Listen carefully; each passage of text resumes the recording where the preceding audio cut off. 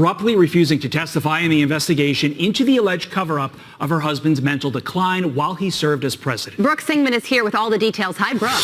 Hey guys, that's right. Jill Biden's right-hand man, Anthony Bernal, is refusing to appear before the House Oversight Committee today. Bernal is known for being Jill Biden's quote-unquote work husband, and he said yesterday that he would not sit down for a closed-door interview with the committee. His decision comes after lawmakers say he previously agreed to do so. Committee Chairman James Comer putting out this statement saying, quote, now that the White House has waived executive privilege, it is abundantly clear that Anthony Bernal, Jill Biden, never intended to be transparent about Joe Biden's cognitive decline. I will promptly issue a subpoena to compel Anthony Bernal's testimony before the committee. But former Biden aide Neera Tanden did testify to the committee on Tuesday, and a source confirmed to Fox that she did admit to being authorized to direct auto pen signatures. Now, that auto pen replicated Biden's signature on documents like pardons, memos, and more. But Tanden was not sure who gave the final approval. A new Fox News poll shows that 52% of Americans believe it's important for Congress to investigate the use of Biden's auto pen, and 50% want to investigate Biden advisors who made key decisions. Meanwhile, the committee is still waiting to hear from Biden's former doctor, Kevin O'Connor, in addition to 2 other former advisors.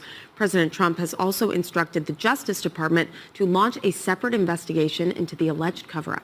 Guys. Brooke Singman live for us. Brooke, thank you. With that, let us bring in former press secretary for the First Lady, Jill Biden, Dr. Jill Biden. It is Michael LaRosa. And Michael, great to have you on the program. You were hired by Anthony Bernal for the Biden campaign. You were, in fact, his roommate on that campaign. What is Anthony Bernal hiding? Well, first of all, I want to give him the benefit of the doubt that this is not rescheduling for, a personal family emergency or anything. But if it's not, it was a pretty bonehead move because the entire country, the news cycle was devoted to the Iran engagement and President Trump. People kind of forgot about this. Now everybody's talking about it, or at least we are today. And it really does a disservice to the Bidens. And it kind of escalates and confirms suspicions that the Republicans already had. And if you have nothing to hide, there should be no reason not to cooperate.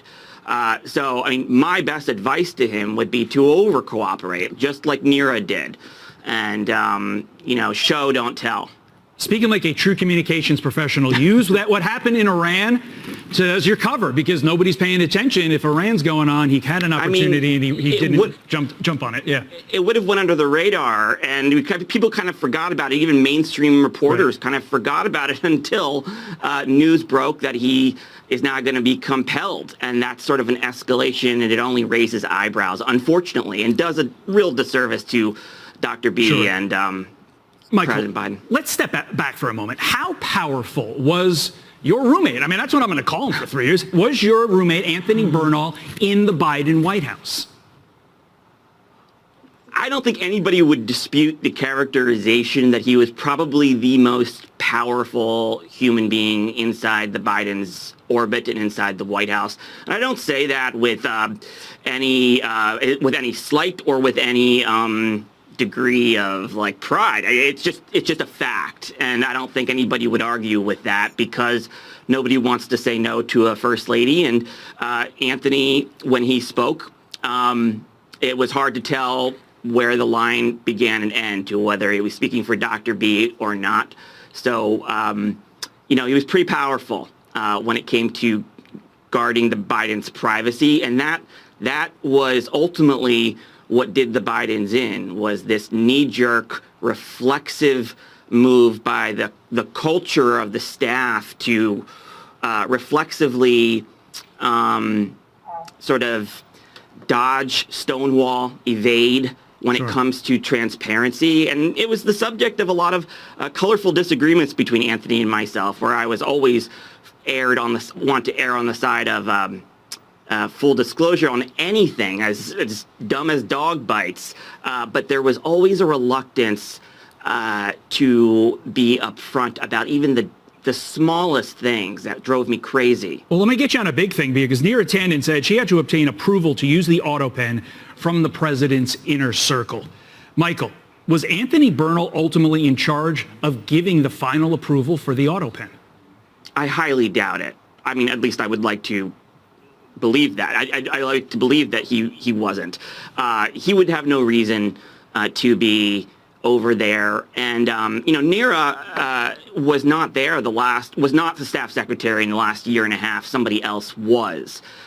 So it'll be interesting to see if they decide to subpoena the person who held the job of staff secretary for the last year and a half. The big question, if Anthony Bernal is forced to testify under oath, is there any way he could testify truthfully that he did not notice Joe Biden's cognitive decline? Well, Todd, it's hard for me to say, only because, look, in my 3 years, it wasn't I didn't experience that. Now, I left at the end of 2022. Anthony had more access and proximity to the Bidens in their private time, in their private spaces. And so he would know, and he would have had his own observations, and he would have to be truthful about that. Yes, we are waiting to see the response to the subpoena, but one has to assume that if he did not show up voluntarily, he's probably going to fight the subpoena. We'll see how that all plays out. Michael LaRosa, thank you for your time and your insight.